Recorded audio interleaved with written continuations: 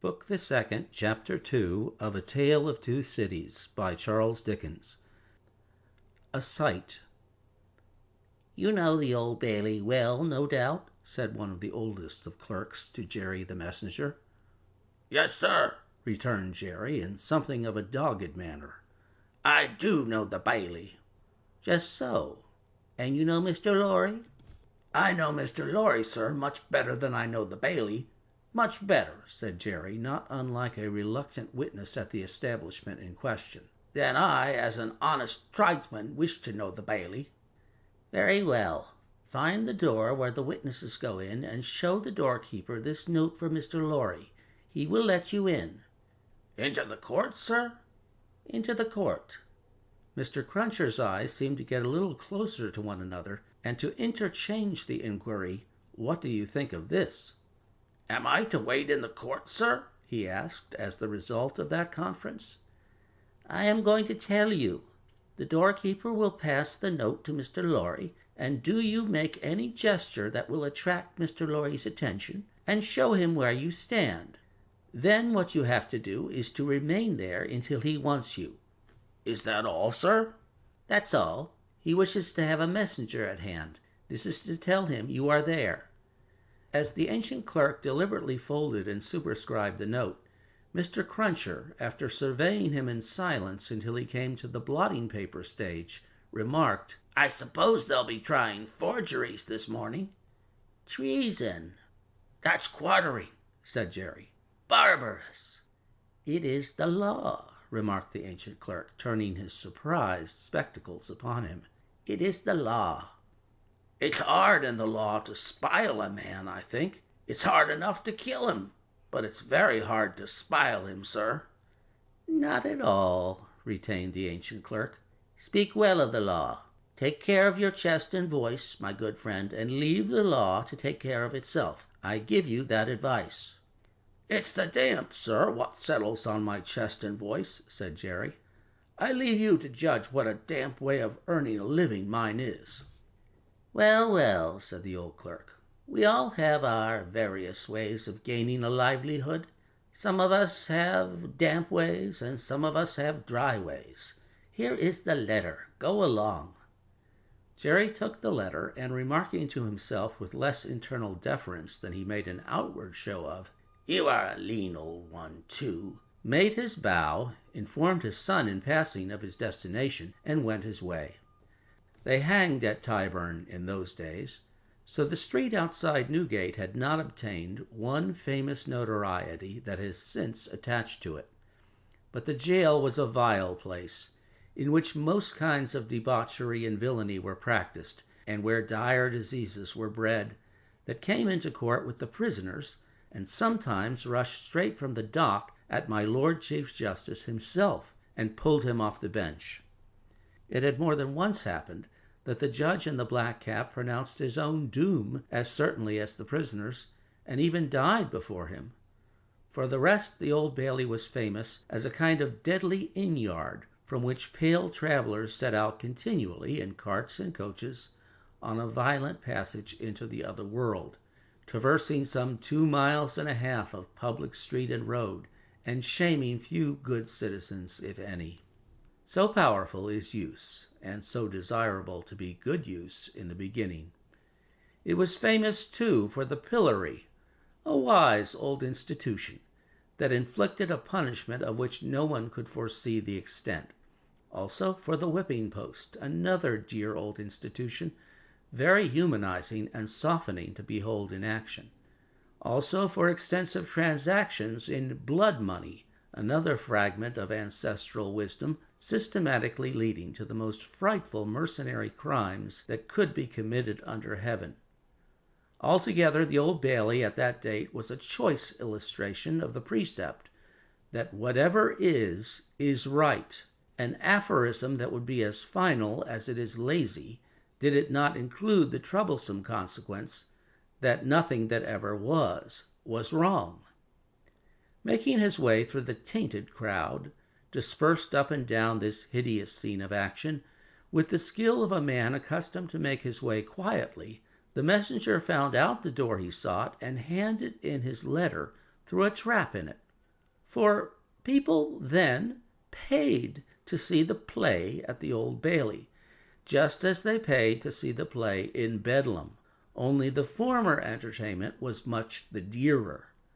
Therefore all the Old Bailey doors were well guarded, except, indeed, the social doors by which the criminals got there, and those were always left wide open. After some delay and demur, the door grudgingly turned on its hinges a very little way, and allowed Mr. Cruncher to squeeze himself into court. "What's on?" he asked in a whisper of the man he found himself next to. "Nothing yet." "What's coming on?" "The treason case." "The quartering one, eh?" "Ah," returned the man with relish. "He'll be drawn on a hurdle to be half-hanged, and then he'll be taken down and sliced before his own face, and then his inside will be taken out and burnt while he looks on, and then his head will be chopped off, and he'll be cut into quarters. That's the sentence." "If he's found guilty, you mean to say," Jerry added by way of proviso. "Oh, they'll find him guilty," said the other. "Don't you be afraid of that." Mr. Cruncher's attention was here diverted to the doorkeeper, whom he saw making his way to Mr. Lorry with the note in his hand.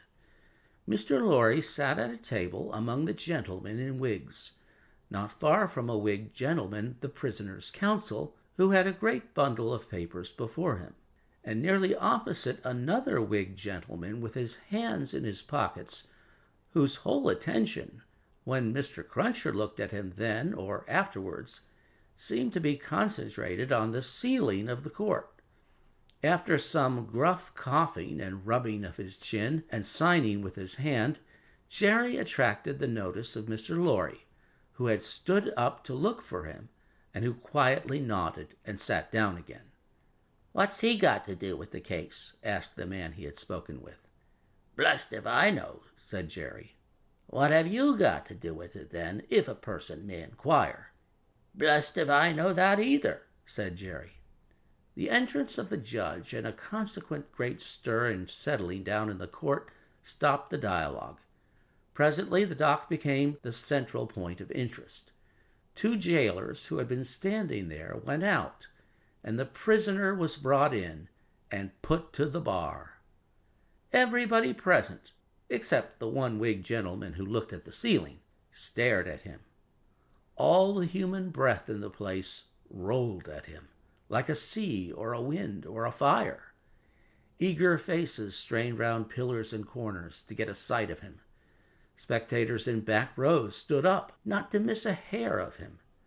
People on the floor of the court laid their hands on the shoulders of the people before them, to help themselves at anybody's cost to a view of him, stood a tiptoe, got upon ledges, stood upon next to nothing to see every inch of him. Conspicuous among these latter, like an animated bit of the spiked wall of Newgate, Jerry stood, aiming at the prisoner the beery breath of a whet he had taken as he came along, and discharging it to mingle with the waves of other beer and gin and tea and coffee and what not that flowed at him and already broke upon the great windows behind him in an impure mist and rain. The object of all this staring and blaring was a young man of about 25, well grown and well looking, with a sunburnt cheek and a dark eye. His condition was that of a young gentleman. He was plainly dressed in black or very dark gray, and his hair, which was long and dark, was gathered in a ribbon at the back of his neck, more to be out of his way than for ornament. As an emotion of the mind will express itself through any covering of the body, so the paleness which his situation engendered came through the brown upon his cheek, showing the soul to be stronger than the sun. He was otherwise quite self-possessed, bowed to the judge, and stood quiet. The sort of interest with which this man was stared and breathed at was not a sort that elevated humanity. Had he stood in peril of a less horrible sentence, had there been a chance of any one of its savage details being spared, by just so much would he have lost in his fascination. The form that was to be doomed to be so shamefully mangled was the sight. The immortal creature that was to be so butchered and torn asunder yielded the sensation. Whatever gloss the various spectators put upon the interest, according to their several arts and powers of self-deceit, the interest was, at the root of it, ogreish. Silence in the court! Charles Darnay had yesterday pleaded not guilty to an indictment denouncing him, with infinite jingle and jangle, for that he was a false traitor to our serene, illustrious, excellent, and so forth, Prince, our Lord the King, by reason of his having, on divers occasions, and by divers means and ways, assisted Louis, the French king, in his wars against our said serene, illustrious, excellent, and so forth. That was to say, by coming and going between the dominions of our said serene, illustrious, excellent, and so forth, and those of the said French Louis, and wickedly, falsely, traitorously, and otherwise evil adverbiously revealing to the said French Louis what forces our said serene, illustrious, excellent, and so forth, had in preparation to send to Canada and North America. This much Jerry, with his head becoming more and more spiky as the law terms bristled it, made out with huge satisfaction, and so arrived circuitously at the understanding that the aforesaid, and over again aforesaid, Charles Darnay stood there before him upon his trial, that the jury were swearing in, and that Mr. Attorney General was making ready to speak. The accused, who was, and who knew he was, being mentally hanged, beheaded, and quartered by everybody there, neither flinched from the situation nor assumed any theatrical air in it. He was quiet and attentive, watched the opening proceedings with a grave interest, and stood with his hands resting on the slab of wood before him, so composedly that they had not displaced a leaf of the herbs with which it was strewn. The court was all bestrewn with herbs and sprinkled with vinegar as a precaution against jail air and jail fever. Over the prisoner's head there was a mirror to throw the light down upon him. Crowds of the wicked and the wretched had been reflected in it, and had passed from its surface and this earth's together. Haunted in a most ghastly manner that abominable place would have been, if the glass could ever have rendered back its reflections, as the ocean is one day to give up its dead. Some passing thought of the infamy and disgrace for which it had been reserved may have struck the prisoner's mind. Be that as it may, a change in his position making him conscious of a bar of light across his face, he looked up, and when he saw the glass, his face flushed, and his right hand pushed the herbs away.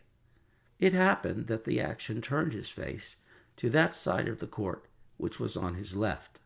About on a level with his eyes there sat, in that corner of the judge's bench, two persons upon whom his look immediately rested, so immediately, and so much to the changing of his aspect, that all the eyes that were turned upon him turned to them. The spectators saw in the two figures a young lady of little more than 20, and a gentleman who was evidently her father, a man of a very remarkable appearance in respect of the absolute whiteness of his hair, and a certain indescribable intensity of face, not of an active kind, but pondering and self-communing. When this expression was upon him, he looked as if he were old, but when it was stirred and broken up, as it was now in a moment on his speaking to his daughter, he became a handsome man, not past the prime of life. His daughter had one of her hands drawn through his arm, as she sat by him, and the other pressed upon it. She had drawn close to him in her dread of the scene and in her pity for the prisoner.